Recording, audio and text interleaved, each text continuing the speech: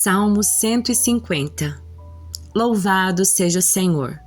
Louvem o Senhor em seu santuário, louvem-no em seu majestoso céu, louvem-no por seus feitos poderosos, louvem sua grandeza sem igual, louvem-no com o toque da trombeta, louvem-no com a lira e a harpa, louvem-no com tamborins e danças, louvem-no com instrumentos de cordas e flautas, louvem-no com o som dos símbolos, louvem-no com símbolos ressonantes. Tudo que respira, louve ao Senhor. Louvado seja o Senhor. Isaías 66. Assim diz o Senhor: o céu é meu trono e a terra é o suporte dos meus pés. Acaso construiriam para mim um templo assim tão bom? Que lugar de descanso poderiam fazer? Minhas mãos criaram os céus e a terra. Eles e tudo que neles há são meus. Eu, Senhor, falei. Abençoarei os de coração humilde e oprimido, os que tremem diante da minha palavra. Quanto aos que escolhem seguir os próprios caminhos, que têm prazer em seus pecados detestáveis, não aceitarei suas ofertas. Quando oferecerem um boi, é tão inaceitável quanto um sacrifício humano. Quando sacrificarem um cordeiro, é como se tivessem oferecido um cão. Quando trazem uma oferta de cereal, é como uma oferta de sangue de porco. Quando queimam incenso, é como se tivessem abençoado um ídolo. Enviarei sobre eles grande aflição. Tudo o que mais temem, pois quando chamei, não responderam, quando falei, não ouviram, praticaram o mal bem diante dos meus olhos e escolheram fazer o que desprezo. Ouçam essa mensagem do Senhor, todos vocês que tremem diante das suas palavras. Seu próprio povo os odeia e os expulsa porque são leais ao meu nome. Zombam. Que o Senhor seja glorificado, alegrem-se nele, mas eles serão envergonhados. Que tumulto é esse na cidade? Que barulho é esse que vem do templo? É a voz do Senhor vingando-se dos seus inimigos. Antes mesmo que comecem as dores de parto, Jerusalém dá à luz um filho. Quem ouviu falar de algo tão estranho? Quem viu uma coisa dessas? Acaso algum pai nasceu em um só dia? Alguma nação veio a existir num instante? Mas quando começarem as dores de parto de Sião, seus filhos já terão nascido. Acaso eu levaria esta nação à hora do parto e não faria nascer? Diz o Senhor. Não, jamais a impediria de nascer, diz o seu Deus. Alegrem-se com Jerusalém, exultem por ela todos que a amam e todos que por ela choraram. Bebam da sua glória até se fartarem como a criancinha mama e é confortada no seio da mãe. Assim diz o Senhor: darei a Jerusalém um rio de paz e prosperidade, as riquezas das nações fluirão para ela. Seus filhos serão amamentados em seus seios, levados em seus braços e acalentados em seus joelhos. Eu os consolarei em Jerusalém como a mãe consola seu filho. Quando virem essas coisas, seu coração se alegrará. Vocês florescerão como uma planta viçosa. Todos verão a mão do Senhor abençoar seus servos e sua ira pesar contra os seus inimigos. Vejam, o Senhor vem com fogo e seus carros de guerra são velozes como um vendaval. Trará castigo com a fúria da sua ira e com o fogo ardente da sua repreensão. O Senhor julgará o mundo com fogo e espada, e muitos serão mortos por ele. Os que se consagram e se purificam num jardim sagrado com um ídolo no centro, que comem carne de porco e de rato e outras carnes detestáveis, terão um fim terrível, diz o Senhor. Eu vejo os que fazem e sei o que pensam. Por isso reunirei todas as nações e todos os povos, e eles verão minha glória. Realizarei um sinal no meio deles. Enviarei os sobreviventes como mensageiros às nações, a Tarsis, aos líbios, aos lídios, flecheiros famosos, a Tubal e a Grécia e a todas as terras além do mar que não ouviram falar da minha fama, nem viram minha glória. Ali anunciarão minha glória às nações. Trarão de volta das nações os remanescentes do povo e os levarão ao meu santo monte em Jerusalém como se fossem ofertas de cereais levadas ao templo do Senhor. Virão em cavalos, em carruagens e em carroças, em mulas e em camelos, diz o Senhor. E eu nomearei alguns deles para serem meus sacerdotes e levitas. Eu, Senhor, falei. Tão certo como meus novos céus e minha nova terra permanecerão, vocês sempre serão meu povo, com um nome que jamais desaparecerá, diz o Senhor. Toda a humanidade virá me adorar uma semana após a outra, um mês após o outro. Quando saírem, verão os cadáveres dos que se rebelaram contra mim, pois os vermes que os devoram nunca morrerão, e o fogo que os queima nunca se apagará. Todos que passarem por ali os verão com o mais absoluto horror. Daniel capítulos 3 e 4. O rei Nabucodonosor fez uma estátua de ouro de 27 metros de altura e 2 metros e 700 de largura e a colocou na planície de Dura, na província da Babilônia. Em seguida enviou mensageiros a todos os altos funcionários, oficiais, governantes, conselheiros, tesoureiros, juízes, magistrados e todas as autoridades das províncias para virem à sua dedicação da estátua que ele havia levantado. Todas essas autoridades vieram e ficaram diante da estátua que o rei Nabucodonosor havia levantado. Então o arauto gritou: povos de todas as raças, nações e línguas, ouçam a ordem do rei. Quando ouvirem o som da trombeta, da flauta, da cítara, da lira, da harpa, do pífaro e de outros instrumentos musicais, prostrem-se no chão para adorar a estátua de ouro levantada pelo rei Nabucodonosor. Quem não obedecer será lançado de imediato na fornalha ardente.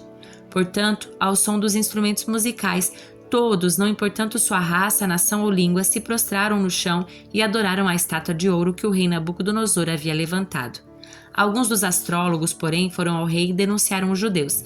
Disseram ao rei Nabucodonosor: que o rei viva para sempre. O rei publicou um decreto exigindo que todos se prostrassem e adorassem a imagem de ouro quando ouvissem o som da trombeta, da flauta, da cítara, da lira, da harpa, do pífaro e dos outros instrumentos musicais. De acordo com esse decreto, quem não obedecer será lançado na fornalha ardente. Alguns judeus, Sadraque, Mesaque e Abednego, que o rei encarregou da província da Babilônia, não lhe dão atenção ao rei. Recusam-se a servir seus deuses e não adoram a estátua de ouro que o rei levantou.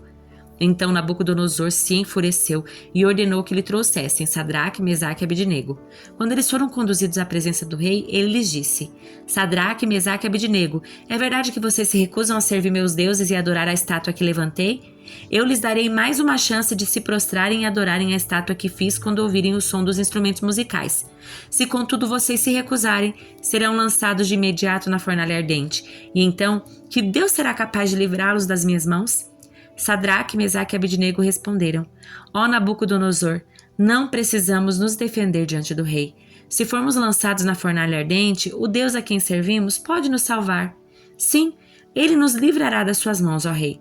Mas ainda que ele não nos livre, queremos deixar claro, ó rei, que jamais serviremos seus deuses ou adoraremos a estátua de ouro que o rei levantou. Nabucodonosor se enfureceu tanto com Sadraque, Mesaque e Abednego que seu rosto ficou desfigurado de raiva. Então ordenou que a fornalha fosse aquecida 7 vezes mais que de costume. Deu ordens também para que alguns dos homens mais fortes de seu exército amarrassem Sadraque, Mesaque e Abednego e os lançassem na fornalha ardente. Eles o amarraram e os lançaram na fornalha inteiramente vestidos com túnicas, turbantes, mantos e outras roupas. E uma vez que o rei em sua ira havia exigido um fogo tão ardente na fornalha, as chamas mataram os soldados que o jogaram os 3 lá dentro. Assim, Sadraque, Mesaque e Abednego, amarrados, caíram nas chamas intensas. De repente, porém, o rei Nabucodonosor se levantou espantado e disse a seus conselheiros: Não foram 3 os homens que amarramos e lançamos na fornalha? Sim, ó rei, eles responderam. Olhem, disse Nabucodonosor, eu vejo 4 homens desamarrados andando no meio do fogo sem se queimar, e o 4º homem se parece com um filho de deuses. Então Nabucodonosor se aproximou o máximo que pôde da porta da fornalha ardente e gritou: Sadraque, Mesaque e Abednego, servos do Deus Altíssimo, saiam, venham aqui. E Sadraque, Mesaque e Abednego saíram do meio do fogo. Os altos funcionários, os oficiais, os governadores e os conselheiros se juntaram ao redor deles e viram que o fogo não os havia tocado.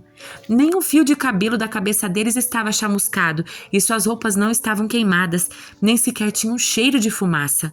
Então Nabucodonosor disse: Louvado seja o Deus de Sadraque, Mesaque e Abednego. Ele enviou seu anjo para livrar seus servos que nele confiaram. Eles desafiaram a ordem do rei e estavam dispostos a morrer em vez de servir ou adorar qualquer outro Deus que não fosse seu próprio Deus. Portanto, faço esse decreto: se qualquer pessoa, não importando raça, nação ou língua, disser uma palavra contra o Deus de Sadraque, Mesaque e Abednego, ela será despedaçada e sua casa transformada num monte de escombros. Não há outro Deus capaz de livrar dessa maneira. Então o rei promoveu Sadraque, Mesaque e Abednego a cargos ainda mais elevados na província da Babilônia. O rei Nabucodonosor enviou esta mensagem a povos de todas as raças, nações e línguas em todo o mundo. Paz e prosperidade. Quero que todos saibam dos sinais e das maravilhas que o Deus Altíssimo realizou em meu favor. Como são grandes seus sinais, como são poderosas suas maravilhas. Seu reino durará para sempre e seu domínio por todas as gerações. Eu, Nabucodonosor, vivi em meu palácio com todo conforto e prosperidade. Certa noite, porém, tive um sonho que me assustou enquanto estava deitado em minha cama. Tive visões que me aterrorizaram. Por isso, mandei chamar todos os sábios da Babilônia para que me dissessem o que meu sonho significava. Quando todos os magos, encantadores, astrólogos e adivinhos vieram, eu lhes contei meu sonho, mas eles não foram capazes de me dizer o que ele significava. Finalmente, Daniel se apresentou diante de mim e eu lhe contei o sonho.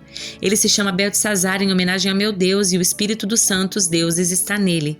Disse-lhe: Beltesazar, chefe dos magos, sei que o espírito dos santos deuses está em você e que não há mistério que não possa resolver. Agora diga-me o que o meu sonho significa. Enquanto estava deitado em minha cama, tive este sonho. Vi uma grande árvore no meio da terra. A árvore cresceu e ficou muito alta e forte, chegava até o céu e podia ser vista por todo mundo.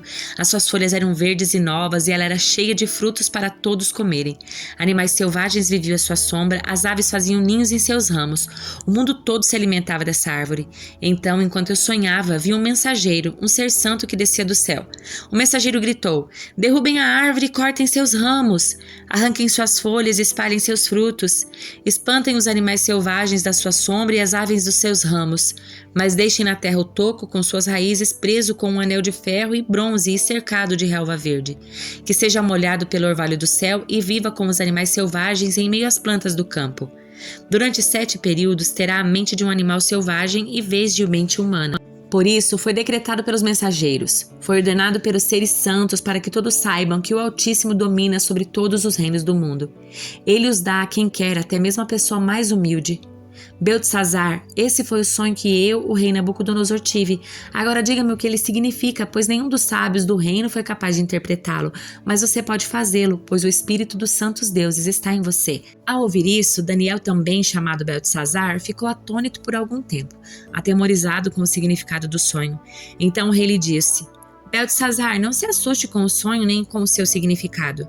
Beltesazar respondeu: Meu senhor, eu gostaria que os acontecimentos pronunciados nesse sonho ocorressem a seus inimigos e não ao rei. A árvore que o rei viu crescia e ficava alta e forte, chegava até o céu e podia ser vista por todo mundo. Tinha folhas verdes e novas e era cheia de frutos para todos comerem. Animais selvagens viviam à sua sombra e as aves faziam ninhos em seus ramos.